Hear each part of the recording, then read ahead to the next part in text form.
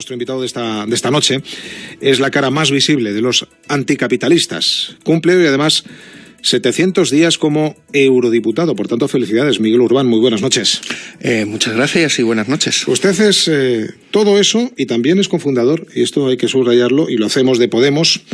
Cuando se reunían ustedes en aquella librería de Lavapiés en la Marabunta, ¿se imaginaba el punto al que ustedes iban a llegar en todo lo que se refiere a Podemos? Estoy hablando de la evolución, para bien, para mal, para medio pensionista. ¿Se imaginaban llegar a este punto? Bueno, yo creo que imaginarnos esto, yo creo que es muy difícil, y quien te lo diga, yo creo que no estaría diciendo toda la verdad. Evidentemente sí que entendíamos que había un espacio político que habían abierto tanto el 15M como las mareas, un ciclo de movilizaciones sociales inédito en nuestro país, que había abierto un ciclo político y sobre todo que había abierto un espacio, una grieta, una brecha en una cierta crisis del régimen del 78, en donde había mucha gente que no se sentía representada por lo que había. Y sí que había un espacio para algo. Yo recuerdo una conversación, antes incluso de lanzarlo, que hicimos una porra de cuántos eurodiputados íbamos a conseguir. Yo, que normalmente soy el optimista, dije 1, y otra persona dijo 5. Antes de empezar. Bueno, pues al final acertó, pero yo creo que ni esa persona se lo creía. Bueno, hay corrientes en Podemos, Miguel. ¿Cuántas corrientes hay usted? ¿O cree usted que hay? ¿Cuántas contabiliza? ¿Ustedes se consideran los anticapitalistas una corriente? Bueno, yo hablaría de sensibilidades. Yo no creo que haya una cristalización de corrientes a día de hoy dentro de Podemos, pero sí de sensibilidades, de espacios de afinidad política.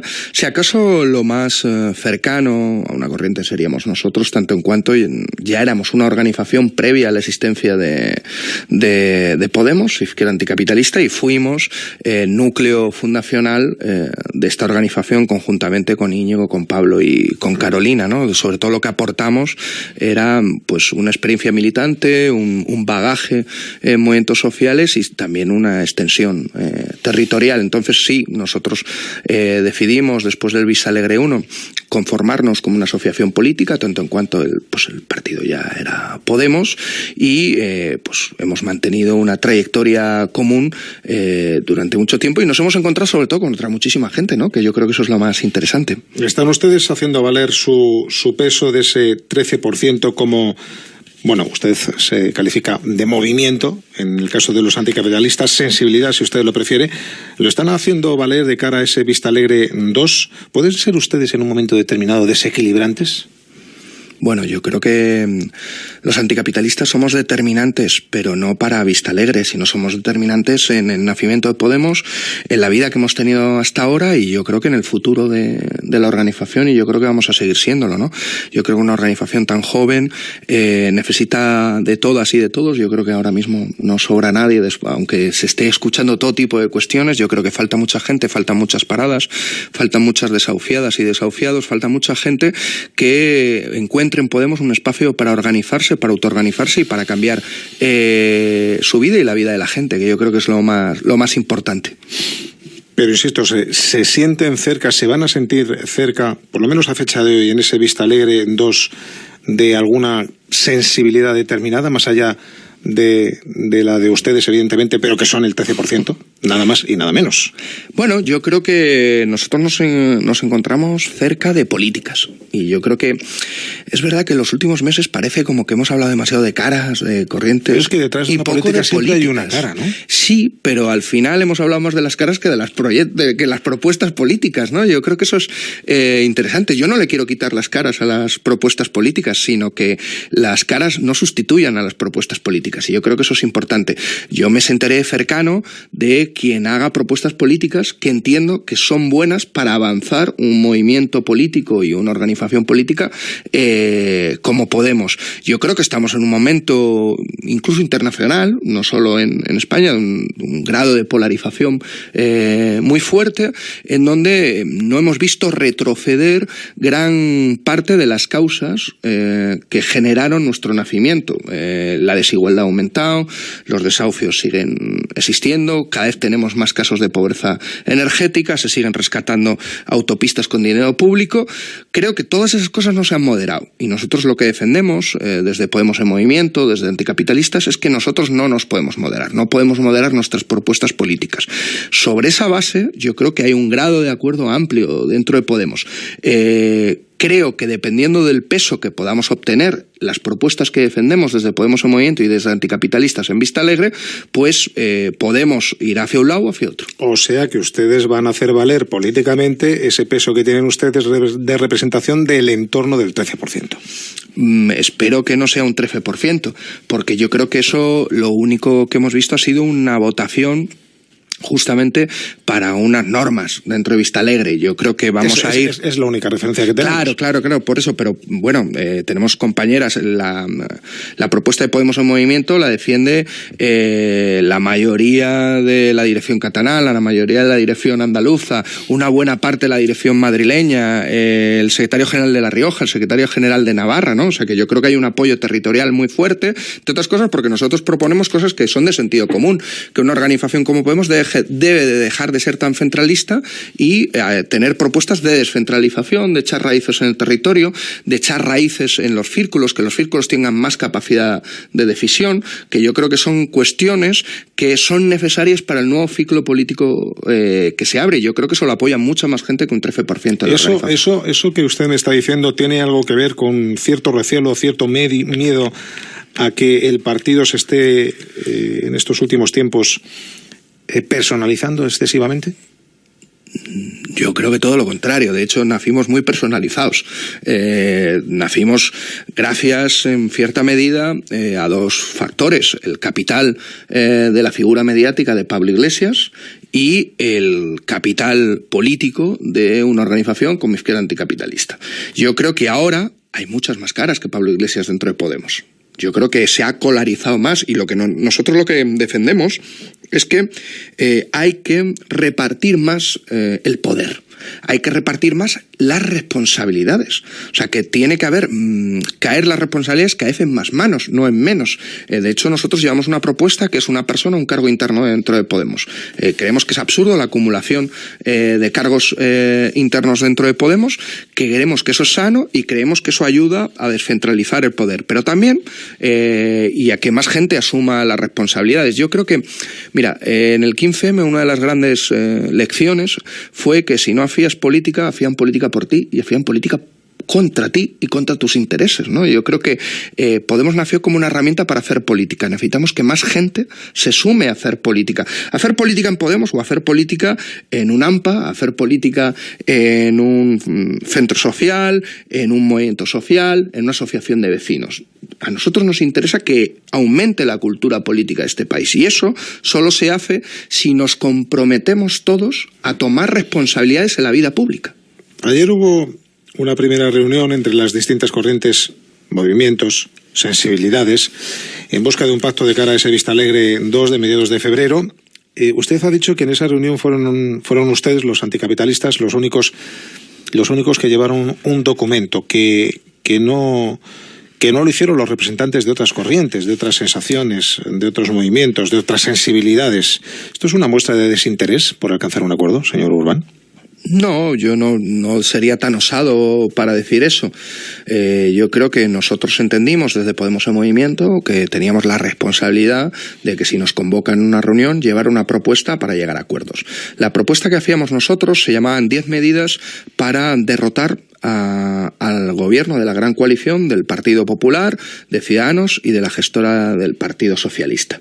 Y además conseguir un Podemos más democrático. Eso eran las propuestas, las 10 propuestas que nosotros llevamos. 5 propuestas más encaradas a la cuestión política y programática y 5 propuestas también hacia el tema más organizativo interno dentro de Podemos. Entendíamos que ese decálogo se podía asumir tanto si se hacía un documento unitario como si al final concurríamos en diferentes propuestas con diferentes documentos y con diferentes listas, pero lo que nosotros pretendíamos es que tuviéramos una especie de acervo común entre todas para que ganara quien ganara la lista que ganara, saliéramos de Vista Alegre con un plan con un plan para derrotar a la gran coalición, que yo creo que eso es lo importante, porque la gente no puede esperar al 2020 a que ganemos unas elecciones para que no haya desahucios. No podemos esperar al 2020 para que ganar unas elecciones para que no haya pobreza energética. Necesitamos salir con un plan para cambiar eso desde el mismo día que terminamos Vista Alegre. Y eso nos parecía lo más responsable.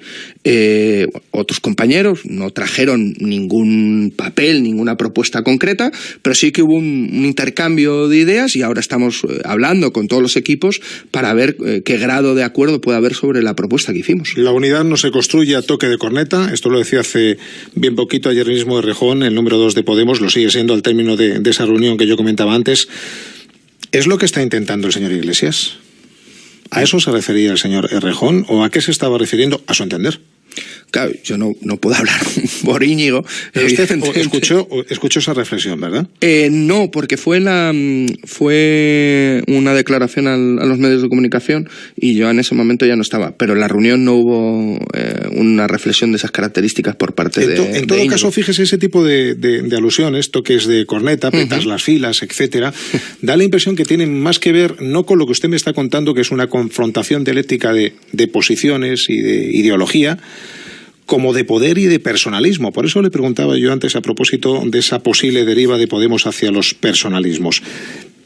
Esto que yo acabo de dibujar, ¿lo da usted por bueno? Y en todo caso, ¿no tiene miedo a que esa imagen en un momento determinado se pueda estar proyectando, se esté proyectando en la sociedad, en el potencial votante de Podemos? Yo creo que hemos cometido un error y hay que reconocerlo. En los últimos meses yo creo que ha habido un cierto ensimismamiento por parte de Podemos de hablar demasiado de linterna, de Podemos, de nombres y hablar muy poco de política y sobre todo hablar muy poco de lo que tiene que hacer Podemos para mejorar la vida de la gente. Porque esto lo criticaron ustedes. Ustedes decían que eso era la vieja política. Nosotros lo criticamos. Y además, digo, ahí nosotros Podemos en Movimiento lo hemos criticado, lo hemos dicho y por eso intentamos meter siempre propuestas políticas encima de la mesa porque es la mejor forma de no solo hablar de nombres, porque al final si le quitamos las propuestas políticas al debate parece que solo estamos debatiendo de nombres y de puestos y de sillas y yo creo que no es verdad, o sea que no hay ese debate, pero podemos generar esa impresión y esa impresión puede generar desafección en mucha gente que ha confiado en nosotros y yo creo que sería una irresponsabilidad por nuestra parte. Entonces, por eso lo que nosotros repetimos es que hay que tener un plan justamente para salir de Vista Alegre, para derrotar a la gran coalición del PP, de Ciudadanos y del Partido Socialista. Esa es una de nuestras obsesiones, pero también recuperar cuestiones que están encima de la mesa ahora mismo, ¿no? O sea, estamos viendo todos los casos de pobreza energética, estamos viendo cómo muere gente por pobreza energética. Y el presidente de nuestro gobierno hoy, el presidente del país, dice que está esperando a que llueva. No sabemos si se va a poner a cantar para que llueva, para que baje la luz. Que no va a hacer otra cosa. Nosotros, desde Podemos en Movimiento, lo decimos. Hay que tener un plan decidido sobre eso. La energía, el sector eléctrico tiene que ser público. Igual que lo tiene que ser la sanidad, igual que lo es la educación. Tiene que ser público, tiene que ser un bien común, un bien que no se le sustraiga a la gente, porque es necesario para la vida. Fíjese que los críticos... Y queremos salir de eso con Vista Alegre. Sí, vamos, los críticos a Podemos dicen que ustedes hacen la fotografía o el diagnóstico oportuno, que ustedes creen oportuno, pero que inmediatamente después de hacer ese retrato les falta la memoria económica de todo esto que usted me acaba de contar. ¿Qué les decimos a todos aquellos que dicen eso, que saben hacer muy bien la fotografía, pero luego no saben echar los números o no echan directamente los números? Bueno, los que se han gastado 350.000 millones en rescatar bancos privados con dinero público, socializando deudas privadas en deuda pública, esos desde luego no saben hacer las cuentas. O al revés, saben hacer las cuentas en beneficio de las élites que gobiernan esos mismos bancos, pero que no se presentan a ninguna elecciones, que no han ganado ninguna elecciones, pero que les estamos rescatando con dinero público. ¿Cuántas familias estamos rescatando con pobreza energética? A ninguna. Yo creo que lo importante no es tanto decir cuánto nos va a costar, sino lo que tenemos que hacer para que viva bien la gente, para mejorar la vida de la gente. Y luego, cuando decidamos lo que tenemos que hacer para que tengamos una vida digna, habrá que ver de dónde se saca justamente ese dinero. Entonces nos llevará, por ejemplo, a hablar de auditoría de la deuda, hacer una auditoría de la deuda pública, ver en qué nos hemos gastado el dinero. ¿Por qué tenemos aeropuertos sin aviones? ¿Por qué vamos a estar pagando esos aeropuertos sin aviones, esos rescates del Castor, esos rescates de las autopistas? Pero ese es el diagnóstico. No. A partir de ahí, yo te estoy diciendo una propuesta clara. No podemos echar cuentas sin saber realmente qué deudas son nuestras, sin hacer una auditoría real de la deuda. Mira, yo he participado en la auditoría de la deuda griega del gobierno griego, del primer gobierno griego.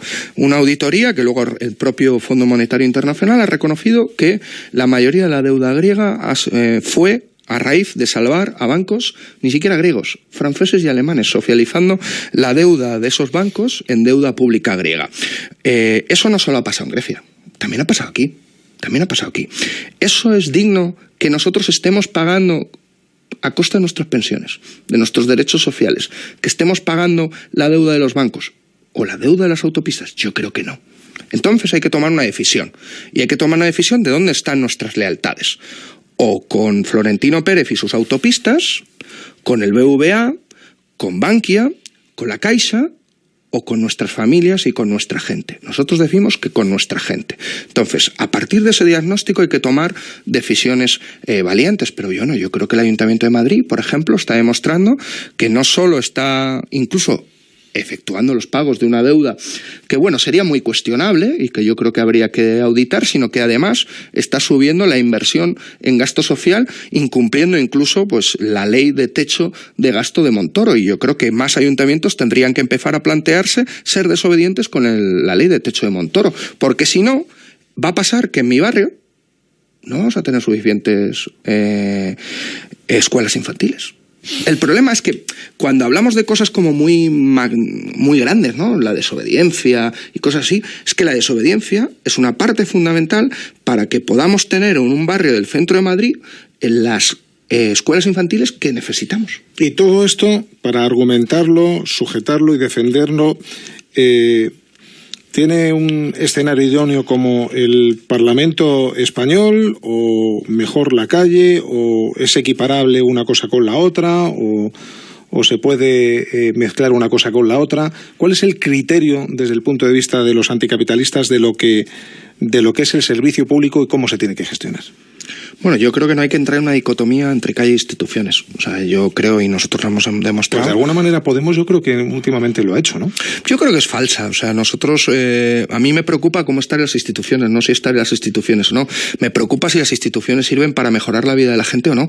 Y yo creo que, por desgracia, la cuestión no es meter gente normal en las instituciones, sino al final si las instituciones sirven para mejorar la vida de la gente. Yo creo que hay algunas instituciones que no sirven. Yo no sé si conoce el concepto de Ulrich Beck justamente sobre instituciones zombies. Instituciones que han dejado de representar los intereses de la gente, los intereses para los que nacieron. ¿Eso ocurre en nuestro país? Cuando hablamos de crisis del régimen del 78, sí que hay elementos de ciertas instituciones zombie, incluso de ciertos partidos zombies. Por ejemplo. El Partido Socialista yo creo que se ha convertido en un partido zombie. Es un partido que ha dejado de representar los intereses sociales y los intereses de clase por los que nació. Instituciones. ¿Qué instituciones vive usted? No, bueno, las propias instituciones, ayuntamientos que no pueden responder a las necesidades de la gente, gobiernos que no se atreven a meterle mano al oligopolio energético porque la mayoría de sus políticos luego hacen lo que se llama las puertas giratorias para irse de altos directivos de sus empresas. Lo que están haciendo es lo que nosotros muchas veces hemos dicho, para que fuera más llano, utilizar las instituciones como si fueran su cortijo. Y lo que hacía era que las instituciones no fueran útiles para mejorar la vida de la gente. Eso hay que cambiarlo.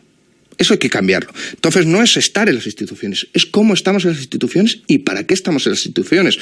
En la calle. La calle, se puede entender la calle o un ciclo de movilizaciones sociales como algo muy épico, como manifestaciones, huelgas. No, para nosotros es crear comunidad. Las AMPAs, las asociaciones de vecinos, las cooperativas de consumo, las cooperativas de economía social, todo eso va generando una movilización que construye comunidad. El modelo neoliberal en el que está impera en la mayoría de los países del mundo y en Europa, evidentemente, lo que intenta es individualizarnos. Y nosotros decimos que muchas veces nos quieren solas, pero nos tienen que encontrar juntas, nos tienen que encontrar en comunidad. Y eso solo se construye desde la cercanía, desde abajo, desde la autoorganización y la autogestión de gente que ha decidido hacer política para mejorar su vida. y hacer política en... Todo esto, ¿cómo se compagina con esta ola que nos invade de la globalización, donde todos sabemos de todo y además podemos estar con un chasquido de dedos en Australia? Sabemos de todo y muchas veces no sabemos de nada, que yo creo que es un grave problema. Otra cosa es cómo se utiliza la herramienta. Sí, yo creo pero la herramienta existe. Por eso me llama la atención que usted me diga que nos quieren independizar individualizar cuando precisamente de lo que se está hablando y lo que parece que está aquí a la vuelta de la calle es la globalización. Otra cosa es que se sepa utilizar el instrumento. La globalización serían dos cosas. Primero, yo sobre la globalización de la información y el acceso a la información, yo recomiendo un magnífico libro de Pascual Serrano. Yo es que regentaba la librería La Marabunta, que se llamaba La jibarización de la comunicación, que yo creo que habla de cómo tenemos cada vez más acceso a la información, pero cada vez tenemos menos información, ¿no? Yo creo que es una cuestión interesante y se daría para otro debate, pero sobre lo que estábamos... Porque lo que habría que hacer entonces es saber manejar el instrumento, la herramienta. Claro, y hablar de métodos públicos de acceso a la información, que yo creo que son muy importantes, que incluso hay disposiciones dentro de la Constitución española. Estamos derivando, señor Urbán, me parece. Estamos derivando, pero yo recomendaría que la gente se leyera... que la gente se leyera la Constitución y viera todo lo que no se ha terminado de cumplir justamente sobre elementos de acceso a la información y de colectivización de esa información por parte de movimientos sociales y de sujetos sociales. Pero el tema de la globalización, y intento volver a la pregunta que me habías hecho. Yo creo que se nos intenta individualizar. Mira, cuando salió la vicepresidenta del gobierno con lágrimas de cocodrilo diciendo que había que dar una segunda oportunidad a la gente que había fracasado, la gente que había perdido su empleo, la gente que había perdido su casa, realmente estaba generando un elemento de individualización. No habían fracasado, a la mayoría se les había estafado. Hemos sufrido una estafa hipotecaria generalizada en nuestro país que las propias instituciones europeas no paran de reconocer y no paran de echar abajo elementos como la cláusula suelo y otras muchas, ¿no? Entonces nosotros decimos que no es un problema de un fracaso individual lo que hemos vivido aquí. La crisis no ha sido un fracaso individual de algunas personas que se han quedado sin empleo, sin casa, sino que ha habido una gran estafa en donde nos han metido. Ante eso no se pueden dar salidas individuales. Las salidas individuales nos están llevando en Europa esa frustración, esa canalización de la frustración individualizada, nos está llevando a reeditar monstruos del pasado, monstruos que se llaman Le Pen, que se llaman Trump y que se llaman extrema derecha, que es lo que está emergiendo con mucha fuerza en Europa. Ante eso, nosotros decimos que hay que dar una salida política, que la mejor vacuna son movimientos y organizaciones políticas como Podemos que proponen una salida colectiva y en comunidad a esta crisis social y política que vivimos. Esto es futuro a medio y largo plazo. Yo quiero hablar, para terminar, y estamos ya terminando, señor Urbán, esta entrevista, quiero hablar del cortísimo plazo, mediados de febrero, Vista Alegre 2, quedan 6 días para que expire el plazo de posibles acuerdos. ¿Optimista? Yo siempre soy optimista. Pero optimista no supone que entienda que tengamos por qué llegar a un acuerdo. Yo creo que hay que comprender que la unidad no se tiene por qué construir antes de Vista Alegre, se puede construir después. De hecho, yo creo que vamos a salir con un partido más unido, porque yo creo que de un debate siempre sale una idea mejor, y yo creo que vamos a salir con un plan para derrotar a la gran coalición del PP, Ciudadanos y el Partido Socialista, y yo creo que hay que desdramatizar que pueda haber diferentes candidaturas dentro de Podemos.